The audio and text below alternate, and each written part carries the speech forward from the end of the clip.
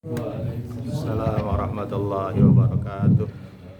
Bismillah walhamdulillah wassalatu wassalamu ala rasulillah Muhammad ibni Abdillah wa ala alihi wa sahbihi wa mawalah amma ba'du. Segenap jamaah zuhur yang dimuliakan Allah subhanahu wa ta'ala, puji syukur sama-sama kita panjatkan kehadirat Allah subhanahu wa ta'ala yang masih mengkaruniakan kepada kita dengan beribu-ribu nikmat, bahkan berjuta-juta nikmat. Dengan nikmat yang Allah berikan kepada kita, baik berupa nikmat iman, nikmat Islam, terlebih nikmat sehat wal afiyah. Alhamdulillah, Allah subhanahu wa ta'ala memperkenankan kita untuk bisa hadir di tempat yang penuh keberkahan ini. Mudah-mudahan hadirnya kita menjadi obat buat kita, hadirnya kita menjadi wasilah akan turunnya keberkahan dari Allah subhanahu wa ta'ala. Amin, amin, ya rabbal alamin. Bapak, Ibu, jamaah yang dimuliakan Allah, untuk beberapa pertemuan ke depan kita tidak melanjutkan kitab kita, tetapi kita berbicara tentang terkait dengan bulan suci Ramadan, baik itu terkait umum tentang puasa, tentang zakat, qada dan lain sebagainya. Dan saya mohon maaf, harusnya hari ini saya sudah pakai slide presentasi karena memang belum selesai dan kurang sehat, jadi saya mudah-mudahan pada pertemuan berikutnya sudah bisa pakai slide sehingga Bapak bisa melihat dan mudah dalam mencatat. Tapi saya tetap menyampaikan dengan penyampaian yang ringan dan tidak sulit untuk dipahami. Baik, kita bicara tentang puasa secara umum. Puasa itu secara umum itu adalah diambil dari masdar taukid, dari kata soma yasumu sauman au siyaman. Jadi bisa dikatakan saum, bisa dikatakan siam. Antum lagi siam ya? Bisa. Antum lagi saum ya? Bisa. Apa makna saum? Makna saum itu secara bahasa mutlakul imsak, menahan segala sesuatu. Arti menahan itu disebut dengan saum. Bapak sekarang ngantuk banget, nahan supaya nggak ngantuk, itu namanya saum. Bapak yang tadi udah beli makan belum sempat makan, nahan lapar, itu juga namanya saum. Bapak yang pengen kencing, nahan kencing, itu juga saum. Saum secara bahasa artinya menahan. Menahan apapun itu namanya saum. Bapak bisa lihat dalam surah Maryam ayat yang ke-26. Pada ayat itu berkisah di mana Siti Maryam menggendong Nabi Isa yang masih kecil. Nabi Isa yang masih kecil, yang lahir luar biasa tanpa ada seorang ayah, dicerca oleh kaumnya saat itu. Dikatakan anak haram lah dan lain sebagainya. Maka Siti Maryam bilang gini dalam ayat ke-26, ini nazartu lirrahmani sauma. Ini sesungguhnya saya nazartu lirrahman, saya bernazar kepada Allah zat yang maha kasih, sauman, untuk melakukan saum. Makna saum di sini Siti Maryam itu bukan puasa, tapi apa? Menahan diri untuk tidak menjawab pertanyaan orang itu. Kenapa? Orang kalau sudah benci mau dijelasin kayak apapun susah dikasih paham, nggak bisa. Begini ya begini, nggak bisa kita jelasin. Maka apa kata Allah? Fa'asyarat ilaih. Maryam suruh tunjuk tuh, tanya aja sama Nabi Isa sendiri. Kata Siti Maryam, nggak percaya. Nih, tanya sama Isa. Maka mereka mengatakan, masa kami nanya sama bayi yang masih kecil? Dan Nabi Isa ini salah satu dari 4 bayi yang ada di muka bumi yang Allah kasih bisa bicara pada saat masih bayi. Salah satunya ini adalah bayinya Nabi Isa. Maka Nabi Isa mengatakan, inni Abdullah ataniyal kitaba wa ja'alani nabiyya. Ini Abdullah, kata Nabi Isa, saya ini hamba Allah. Ataniyal kitab, yang Allah nanti kelak memberikan aku kitab suci, wa ja'alani nabiyya, dan Allah menjadikan aku seorang nabi. Nah, kata saum di situ tadi, ini nazartu lirahmani sauman, adalah bentuk bahasa dari kata menahan. Itu kalau dalam segi bahasa. Tapi kalau dalam terminologi agama itu puasa apa? Nih Pak, al-imsaku anil muftira minal akli wasyurbi wal jima'i wa nahwi dzalika biniyatin wasyurutin mahsusah. Apa itu puasa? Menahan segala sesuatu yang dapat membatalkan puasa. Contohnya apa? Minal akli wasyurbi, seperti makan dan minum, wal jima, dan jima, wa nahwi dzalika, dan seumpama makan dan minum serta jima. Min tulu'i syamsi ilal ghurubi syamsi, min tulu'il fajri ila ghurubi syamsi, dari terbitnya matahari sampai terbenamnya matahari, biniyatin wasyurutin mahsusah, dengan niat dan syarat yang khusus. Maka Bapak, niat itu atau puasa itu rukunnya cuma 2. Nih saya mulai masuk tema. Puasa itu rukunnya cuma 2. Pertama, benar dalam niat. Yang kedua, menghindar dari sesuatu yang membatalkan puasa. Itu rukunnya. Kalau mau dikatakan niat itu benar, harus ada 3 komponen. Bapak mau dikatakan puasanya sempurna, harus terdiri dari 3 komponen niat. Pertama apa? Harus tabyid namanya. Harus tabyid. Yang kedua, harus ta'yin namanya. Dan yang ketiga, harus tikror namanya. Kalau Bapak selama ini puasa, tapi niat puasa tidak mencakup 3 hal ini, niat puasanya percuma. Terlebih puasa Ramadan. Mana itu yang disebut dengan tabyid? Tabyid itu niat puasa harus nginep di malam hari. Tidak sah kalau niat puasa setelah azan subuh, nggak sah. Kalau yang namanya nginep itu bermalam. Bermalam itu paling rendahnya malam, sepertiga malam terakhir. Kapan? Sebelum azan subuh. Di situ niat puasa. Kalau niat puasa tidak tabyid, tidak bermalam, maka puasa kita, Ramadan kita nggak sah. Azan subuh baru niat, nggak sah. Kenapa? Niatnya nggak ditabyid. Bisa pahami?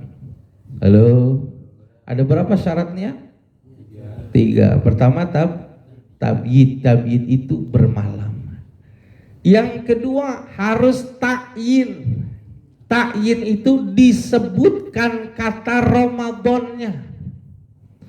Kalau tidak disebutkan kata fardunya nggak apa-apa. Kenapa? Karena puasa Ramadan semua orang tahu hukumnya fardu. Tapi kalau niatnya fardu saja tidak disebutkan kata Ramadan, maka puasanya enggak sah. Kenapa? Karena puasa yang fardu bukan cuma Ramadan. Ada puasa lain yang hukumnya wajib seperti Ramadan. Harus disebutkan kata Ramadannya. Nawaitu sauma ghadin min syahri Ramadan lillahi ta'ala ghadan. Cukup. Tapi kalau nggak menyebutkan kata Ramadan, nawaitu shauma ghadin an fardin gitu, dari fardu min hadhihi syahri, daripada bulan ini, nggak disebutkan Ramadan, ya nggak bisa. Itu namanya ta'yin. Harus disebutkan kata Ramadannya. Ini yang ketiga, yang penting, tikror. Tikror itu apa? Mengulang-ulang niat setiap malam. Nggak bisa niat itu diborongin satu malam, gak bisa. Saya pengen kasih gambaran ke Bapak, kenapa ada dua perbedaan dalam niat. Mazhab itu banyak. Yang hidup dan terkodifikasi kitabnya itu ada 4 mazhab. Mazhab Abu Hanifah, mazhab Imam Malik, mazhab Imam Syafi'i, dan mazhab Ahmad bin Hambal. Dari semua mazhab itu mengatakan niat itu harus diulang setiap malam. Itu hampir semua mazhab. Cuma satu mazhab saja, yaitu mazhab Imam Malik mengatakan boleh niat puasa Ramadan 1 kali saja di awal Ramadan, boleh 1 kali. Siapa yang bilang tadi? Imam Malik. Imam Malik dan Imam Syafi'i ini ketemu guru dan murid tapi berbeda pendapat. Tetapi perbedaan pendapat inilah yang dikatakan oleh Nabi rahmat kasih sayang buat kita. Kita punya manfaat nih gara-gara ulama kita berbeda pendapat, bukannya musuhan. Tapi kita bersyukur mereka berbeda pendapat. Imam Malik itu gurunya Imam Syafi'i. Imam Syafi'i itu gurunya muridnya Imam Malik. Tapi kalau soal niat puasa, mereka beda pendapat. Kata Imam Malik begini, kalau yang mau niat puasa Ramadan cukup niatnya 1 kali aja. Kapan? Setiap nanti awal Ramadan tarawih pertama niat syahrun kulluh, sebulan penuh cukup. Setiap malam tidak niat, sudah selesai, kata Imam Malik. Alasannya apa? Kata Imam Malik, kita diperintahkan puasa Ramadan itu 1 bulan. 1 bulan itu dinamakan bulan Ramadan. 1 sampai 30 itu bulan Ramadan. Jadi kalau kita sudah menyebutkan 1 saja di bulan Ramadan, itu sudah mewakili dari sisa-sisa hari Ramadan. Kata Imam Malik, cukup niat puasa 1 kali. Kata siapa ini? Kata siapa? Imam Malik. Mazhab kita Indonesia Syafi'iyah mengatakan gak boleh. Betul, puasa Ramadan itu yang diwajibkan itu 1 bulan, betul. Tapi dalam pelaksanaannya ibadah setiap hari dari hari 1, hari kedua, hari ketiga sampai dengan hari yang terakhir itu ibadatun mustaqillah namanya. Ibadah yang terpisah-pisah, nggak nyambung. Ibadah yang hari pertama sama hari yang kedua nggak nyambung. Maksudnya nggak nyambung bagaimana? Contohnya Bapak, misalkan istri Bapak, saudara Bapak, anak Bapak puasa dari hari 1 sampai hari ke-25 puasa full. Lalu hari ke-26 sampai dengan lebaran dia haid tidak puasa. Pertanyaan saya, puasa dari hari pertama sampai 25 puasanya sah apa tidak? Halo? Sah apa enggak? Sah. Kenapa? Karena tidak ada urusannya puasa hari ke-25 sama 26, enggak ada kaitannya. Kalau ada kaitannya bersambung berarti rusak semuanya kayak sholat. Nah Imam Malik menganggap ibadah puasa kayak sholat, niatnya di awal. Niatnya di awal. Kalau kita mazhab Syafi'i nggak bisa. Kalau memang batalnya di hari ke-26, 26 aja yang rusak. 25 sampai 1 benar, 27 sampai habis benar. Makanya kata Imam Syafi'i, haruslah kita niat tikror setiap malam. Harus tabiin, harus ta'in, harus tikror. Ini kata mazhab kita, mazhab Imam Syafi'i. Nah sekarang manfaatnya apa buat kita? Manfaatnya kita gini Pak, dan ini sudah dilazimkan di beberapa masjid. Bapak nanti waktu puasa nanti awal Ramadan tanggal 18 di tarawih pertama, kalau memang jadi puasa di tanggal 19, nanti Bapak waktu jadi imam atau jadi makmum, waktu niat puasanya 2 kali Pak. Niat puasa pertama mengikuti Imam Malik, niat puasa yang kedua mengikuti yang biasa kita baca. Saya ulangi, Bapak niatnya 2 kali ngikutin Imam Malik puasanya 1 bulan penuh. Yang kedua ngikutin niat puasa sebagaimana kita setiap hari. Manfaatnya apa? Manfaatnya nanti satu saat Bapak di tengah bulan suci Ramadan lupa niat, kecapean, habis buka puasa, tidur jam 9, bangun jam 6 pagi. Tidur jam 9, bangun jam 6 pagi, nggak sholat taraweh dia. Lupa niat. Gara-gara kita sudah di awal Ramadan ngikutin niat mazhabnya Imam Malik, maka puasa kita lanjutin aja. Insya Allah sah. Kenapa? Niat kita sudah diikat kayak mazhab Imam Malik di depan. Tapi kalau kita tidak mengikuti pendapat yang tadi saya sampaikan, tidak niat 2 kali di awal Ramadan, lalu di tengah puasa Ramadan kita lupa tidak baca niat semalam, maka puasa kita hari itu tidak sah, tapi wajib dilakukan sampai buka puasa. Kenapa? Karena waktu hari pertama puasa enggak niat 1 bulan penuh. Makanya niat 1 bulan penuh supaya nanti jaga-jaga di tengah Ramadan kita lupa, kita tetap berpuasa karena bertaklid kepada mazhab Imam Malik. Itu manfaatnya. Kayak Imam Malik, Bapak bilang Imam Malik bersentuhan sama istri nggak batal. Imam Syafi'i bersentuhan sama istri batal. Manfaatnya kapan? Nanti waktu kita umroh, kita haji, kita tawaf, kita bersentuhan dengan istri kita taklid ke mazhab Imam Malik, maka wudhu kita tidak batal. Ini yang pertama, harus dengan niat. Yang kedua, yang menjadi rukun daripada ibadah puasa itu apa? Menjaga dari segala hal yang membatalkan puasa. Seperti apa? Jelas, makan batal. Walaupun sisa makanan. Tadi sahur kita makan rendang hari pertama, rendangnya enak, tapi kita nggak sikat gigi. Pas berangkat kantor 7:30, rendangnya nyelak di sini di satu nih.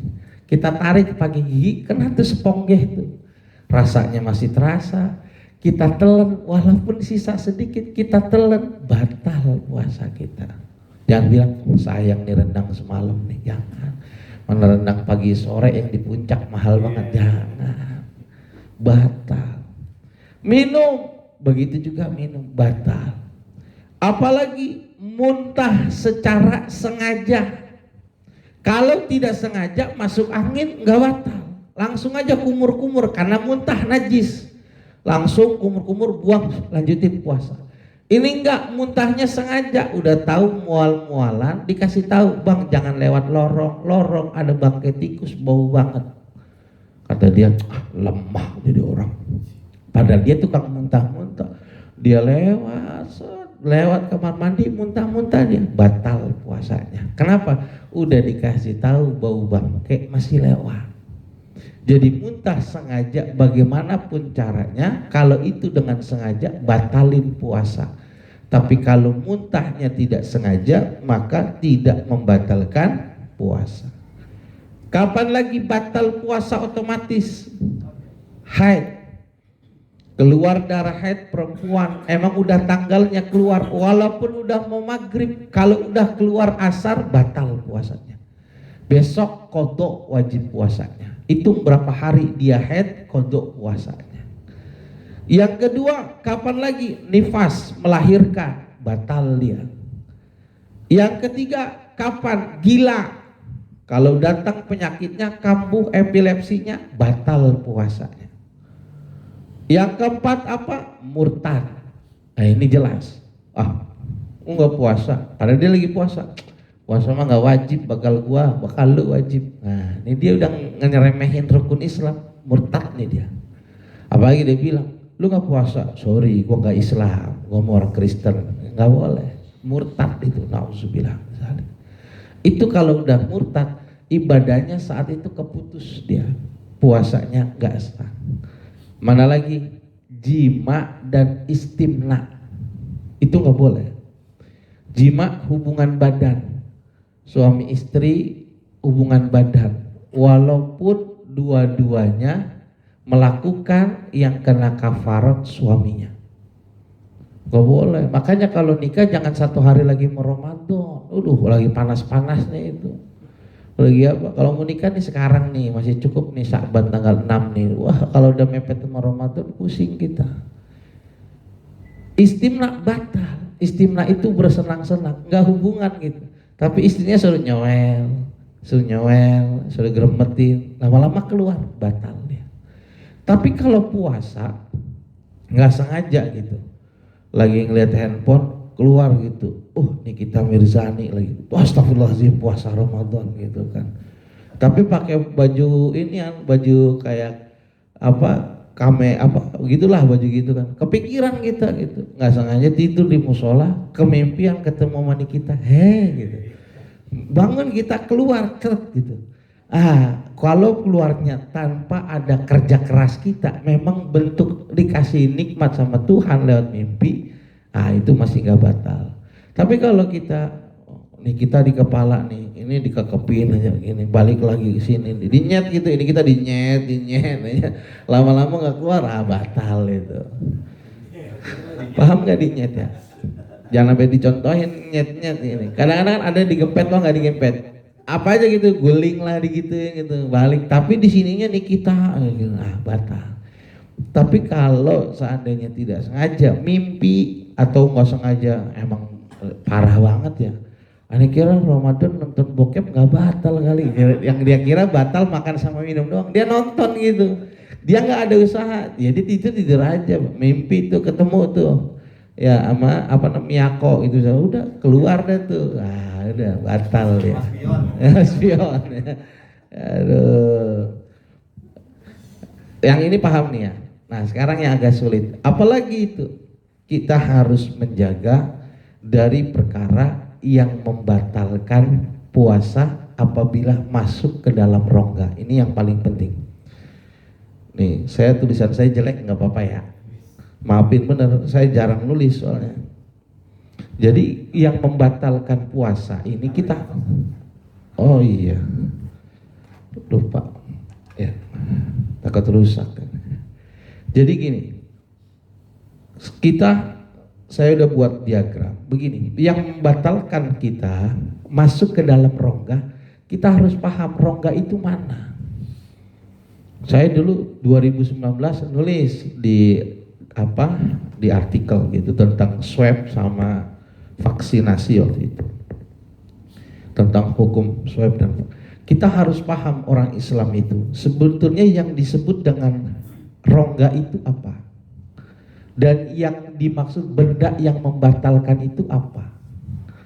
Maka benda yang membatalkan itu ada 5, yaitu benda yang bisa terlihat oleh mata. Benda yang bisa terlihat oleh mata. Garam. Makanya saya emang nggak makan, cepet nyicipin garam 2 kilo, sama aja batal, 2 kilo lagi. Bendanya lagi cair. Ini udah jelas nih. Benda cair kelihatan apa enggak? Ada yang warnanya hitam, kopi, warnanya teh. Nah ini air putih nih namanya bang. Ini air putih. Itu benda padat nih, benda cair. Kalau yang sebelahnya ubi benda padat nih. Jadi kalau makan ubi batal biasanya. Ya. Abangnya bingung. Iya. Yang keempat bendanya jelly. Jelly, tahu jelly? Kayak agar-agar. Yang terakhir asap. Asap biasa kalau nabun keluar asap kan. Nah ya jangan rokok. Rokok nggak keluar asap, keluar duit. Ini bendanya. Selain benda ini, maka dianggap tidak terlihat. Kalau nanti masuk ke dalam rongga nggak batal. Mana yang rongga? Rongga yang pertama itu telinga.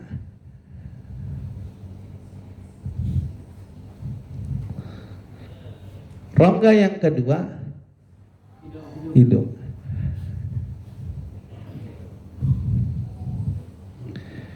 Rongga yang ketiga mulut. Rongga yang keempat, lubang depan.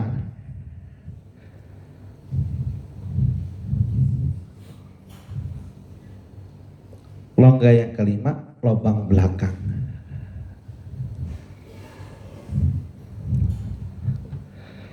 Kalau ada benda ini, salah satunya benda ini yang terlihat oleh mata masuk kepada rongga ini, maka ini membatalkan puasa. Mata itu bukan rongga. Mata kita merah. Mata kita merah. Pakai instok. Instok kelihatan nggak? Bendanya apa? Tapi mata termasuk rongga apa enggak? Enggak, maka pakai instok nggak batal. Tapi ada rasa pahit-pahitnya di tenggorokan. Ada rasa kayak set-set pahit, itu impleks dari obat itu menjalar ke sini. Tapi aslinya sampai sini, nggak sampai sini. Udah berdasarkan penelitian. Ada benda lagi, bedak bubuk. Benda bubuk masuk ke dalam mulut, batal apa enggak? Batal apa enggak? Batal. Benda padat masuk ke dalam mulut, batal. Benda cair masuk ke mulut, batal. Asap masuk ke dalam hidung, batal. Jadi kalau puasa jangan bakar gaharu. Baca maulid dah. Yang lain pada tidur subuh, nih gua nih maulid Rasulullah SAW. Bang Edi bakar gaharu. Tabunannya gede banget. Asapnya kelihatan gak? Asapnya kelihatan. Waktu asapnya dihisap, batal. Tetapi kerokok kok asap kagak? Tapi yang rokok ID misalnya. Saya bukan niat itu mah. Iya nggak boleh. Nggak boleh. Dia udah batal juga batal. Ini gua gini dah. Gua gini ya, yang lu isap asap bang. Apa aja asap sampah aja lu isap batal. Apalagi asap rokok. Beda Pak. Beda sama uap sama gas. Kalau uap dan gas ini nggak batal. Uap itu nggak kelihatan, gas juga nggak kelihatan. Makanya ada ulama mengatakan pilek boleh pakai freeze inhaler, silahkan. Kenapa? Nggak kelihatan aromanya. Pakai parfum, kecium wanginya. Internity nih, Bulgari Aqua nih, Aquatic nih, enak kecium. Kemenyan. Sekarang ditanya kelihatan nggak wanginya? Nggak batal. Kecuali batangan fix inhaler dicabut kayak balpirik masukin ke hidung sini, batal. Sekarang puasa cotton bud, kelihatan nggak? Masuk ke kuping, rongga bukan? Jadi kalau orang pakai cotton bud batal apa enggak? Batal apa enggak? Cotton bud masuk ke hidung, batal nggak? Nah terus yang swab batal apa enggak? Yang swab batal apa enggak? Yang bilang nggak batal siapa? Ayo karyawan masuk harus di swab. Di swab, ditempel di hidung, apa dimasukin ke dalam hidung? Masukin ke dalam hidung. Terus yang habis itu lanjutin puasa siapa? Yang di swab. Udah kodo belum dia sekarang? 2019. Saya tulis, itu batal. Tapi demi keamanan, ya swabnya malam lah atau subuh. Saya nggak mau tahu, dan saya nggak swab, masjid saya libur, dan saya nggak vaksinasi, beli vaksinasi saya 250.000, dan sekarang udah dijual belikan di pesawat. Nyatanya jual beli, tapi jangan di expose yang itu, ketangkep nanti saya. Jadi batal, waktu bapak di swab batal. Kalau korek kupingnya di luar di sini doang, ini nggak batal, nih di sini.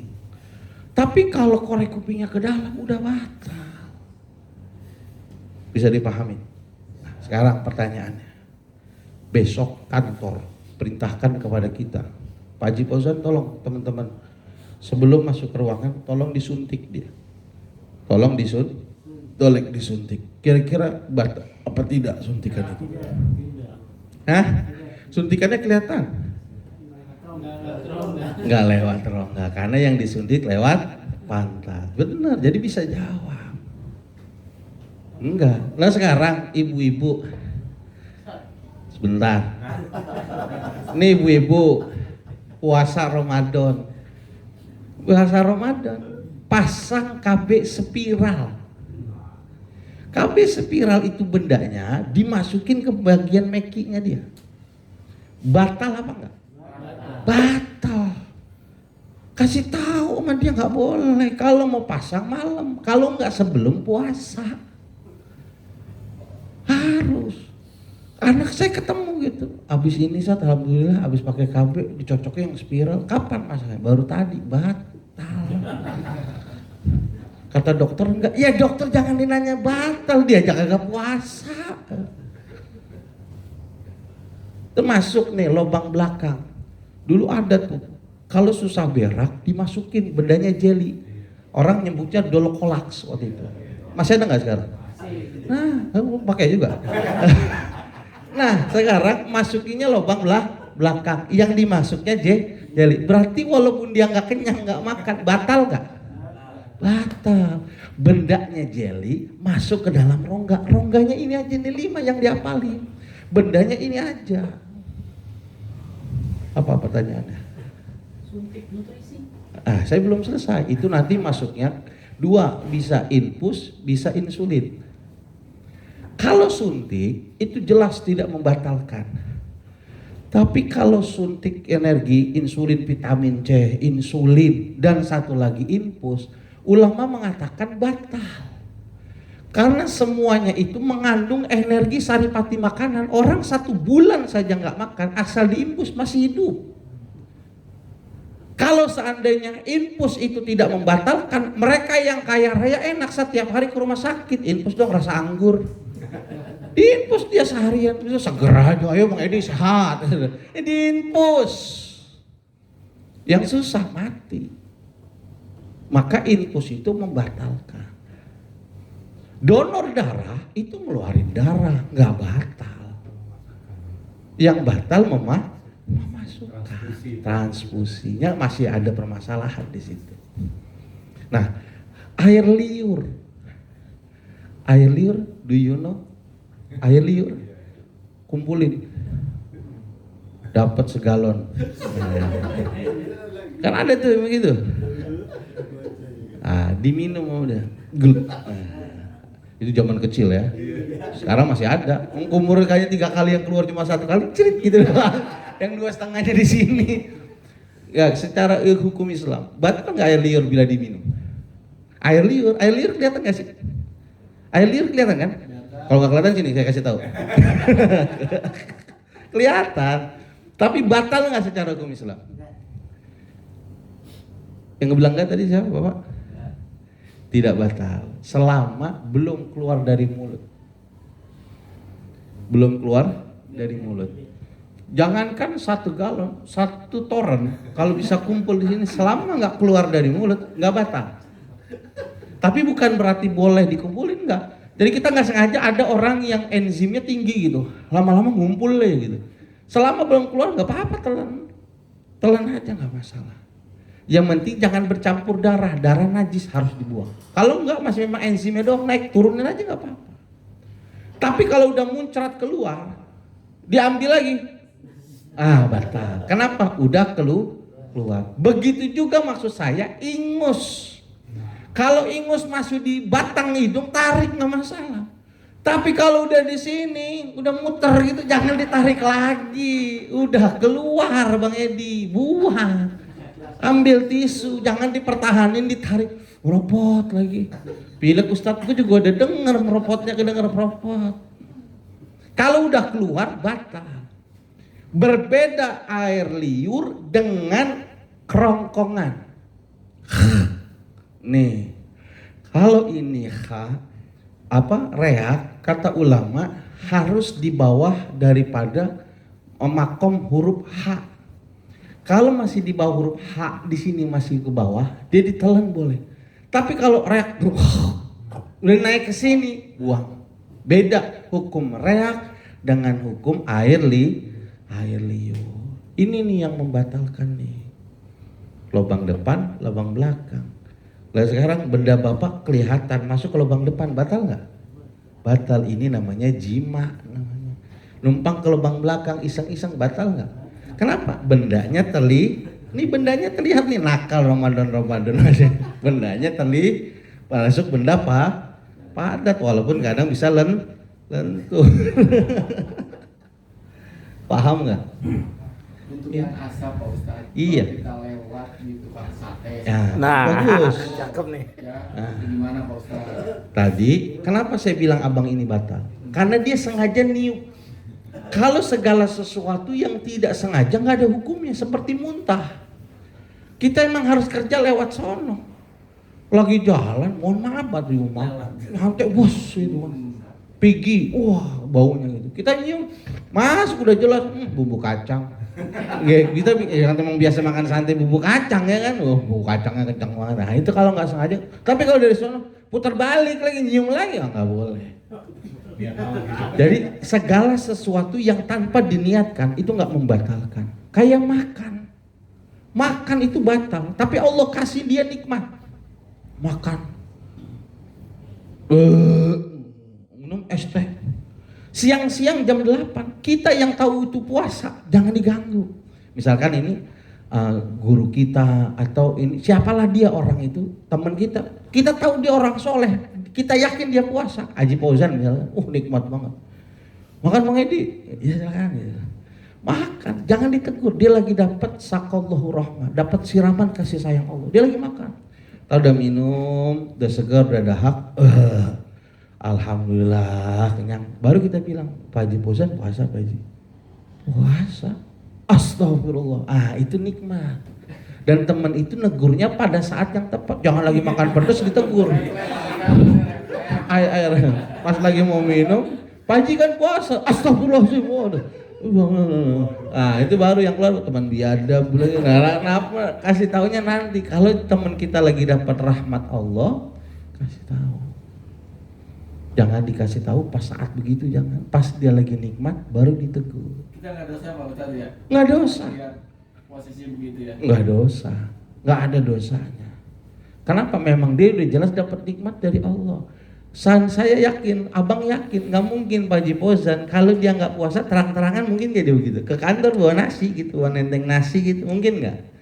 Lihat mukanya mungkin nggak mungkin. Pasti ngumpet-ngumpet kalau nggak puasa pun sakit gitu. Ini pasti lagi dapat nikmat, udah sehat, udah dahak, ngambil gorengan, minumnya ekstra jus. Udah diingetin, udah selesai baru Pak Haji, maaf Pak Haji puasa. Astagfirullah. Ini jangankan ini, dia udah nyiduk nambah 2 kali masih nggak batal. Kenapa? Dia lupa di situ. Dan itulah kenikmatan dari Allah di bulan Ramadan. Tapi jarang saat yang gitu ya. Sering, banyak. Apalagi kalau puasa sunnah. Saya pernah cerita guru saya itu. Baik. Ada. Itu memang bentuk kasih sayang Allah aja gitu. Jadi boleh gitu. Nah, ini baru gambaran sedikit saja tentang makna niat yang harus mencakup 3 hal tadi, tentang tabyid, ta'in, dan tikrar. Harus 3 ini harus ada. Begitu pula perkara yang membatalkan puasa, yaitu masalah terkait yang masuk ke dalam rongga dan benda apa saja yang dianggap membahayakan dan membatalkan puasa. Selebih dari bab ini, Bapak nggak usah pusing, lakukan saja dengan keyakinan. Yang nggak boleh itu melakukan ibadah puasa tapi penuh keraguan gitu. Batal nggak ya? Nyicipin.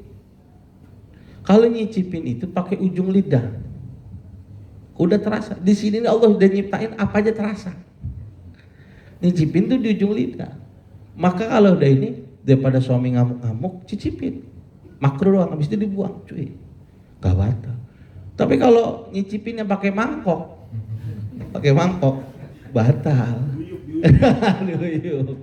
Kurang enak nih, tapi nyendok nasi lagi, nah itu nggak enak, batal. Bisa dipahamin? Baru, baik silakan. Untuk masalah wudu ya. Iya. Baiknya kumur-kumur sama membersih hidung tuh gimana Pak Ustadz? Iya.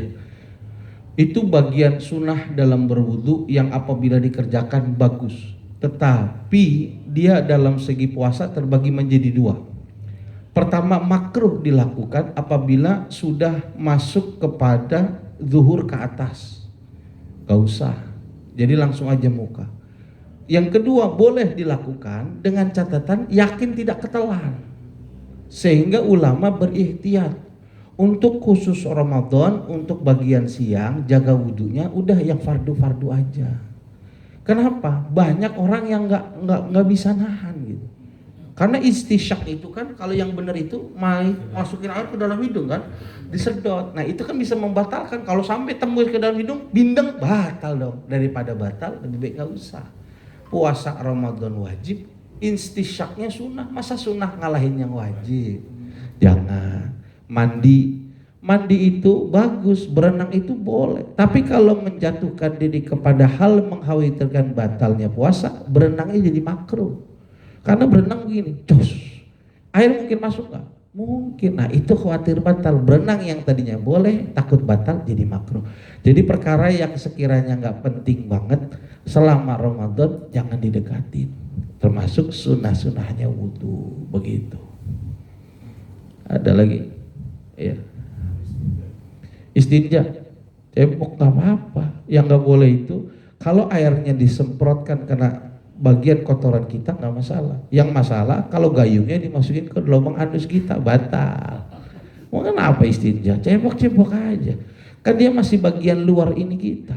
Yang nggak boleh tadi dulu kolak itu dimasukin, bang. Dulu kolak itu ada kayak colokan pala ikan paus turi itu nggak? Nah itu dimasukin. Dia ada jarum kecilnya, itu yang bikin batal. Kalau spiral memang benar-benar dimasukin di dalam supaya mentok, nanti sperma kita nggak bisa nembak ke dalam, sehingga benda itu membatalkan puasa. Apa? Sirup marjan, wah batal, udah jelas benda cair itu.